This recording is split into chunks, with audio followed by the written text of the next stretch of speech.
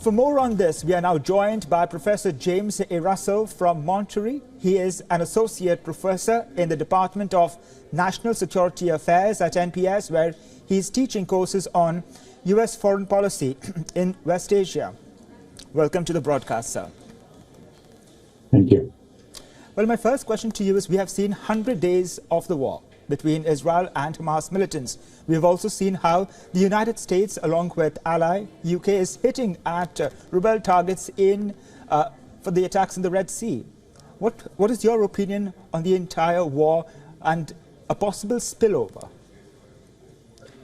My opinion on the entire war is that the Gaza war needs to be brought to a conclusion as quickly as possible, and that the United States must impose that solution, and it must stop the war as quickly as possible. I wish I thought that we had an American president in place who was prepared to do that, who was prepared to act like the leader of the free world, but I don't think that's going to happen. I think the missile strikes that and airstrikes that we've launched against the Houthis are misguided. I think it represents a misunderstanding of what the politics are that we're dealing with in the Red Sea. It's another reason why the war in Gaza needs to be brought to a conclusion. It's an immensely complicated situation. You have covered in your run-up to this program of the politics of the region, which are a mess. I think the possibility for a wider regional war has never been greater. And I think that we in the United States are regrettably playing a role in that by launching these strikes at the Houthis. This reflects this fascination with aerial policing and strike warfare that goes back many decades, in our misguided belief that dropping bombs on people and shooting missiles at them is somehow going to get them to behave better, when in fact, of course, just the opposite happens. The people that you're firing the missiles at and dropping the bombs on, they tend not to like that very much, and it tends to make them more annoyed. So I'm not sure if we in the United States are playing a very helpful and constructive role in this tinderbox of a region that we are seeing out here today.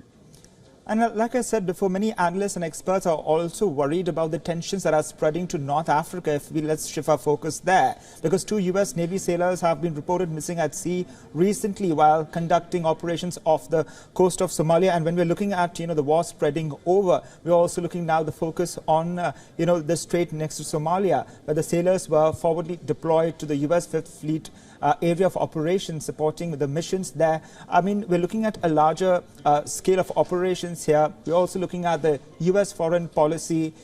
How is this all panning out for the United States at this point in time? Well, the accident at sea with the Navy SEALs, this is a regrettable part of ongoing operations. The United States and its coalition partners have been conducting these maritime security operations in and around the Horn of Africa really for the last 10 to 15 years, with a series of combined joint task forces. And of course, the hostilities in Yemen between the Houthis and the Saudi/Emirati-backed sort of sides in that conflict have forced us, or have brought us into the sort of conflict. And of course, there's been a ceasefire recently, but of course the Houthis have made life difficult for global nations with navies in the Red Sea. But as you correctly point out, this also points to broader instabilities throughout the Horn of Africa. and in the groups like the Al-Shabaab, for example. And I think the United States, again, we would like to see us, that is to say, the United States, disengaged from the missions of policing these political disputes. You have to remember that all wars, all use of violence, forms of violence in the international system, they stem from political arguments. And the United States has spent the last quarter-odd century, has spent blood and treasure trying to resolve some of these arguments. And the net result has been that we have made them worse, I think. And we have failed, of course. The United States failed in its attempt to re-engineer the politics inside Iraq, for example. And of course, which played a role in the rise of ISIS, which has played a role in the Syrian civil war. And so the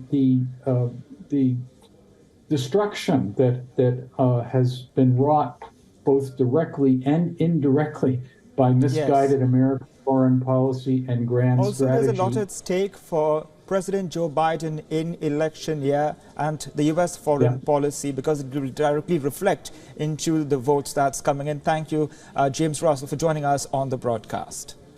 My pleasure. Thank you.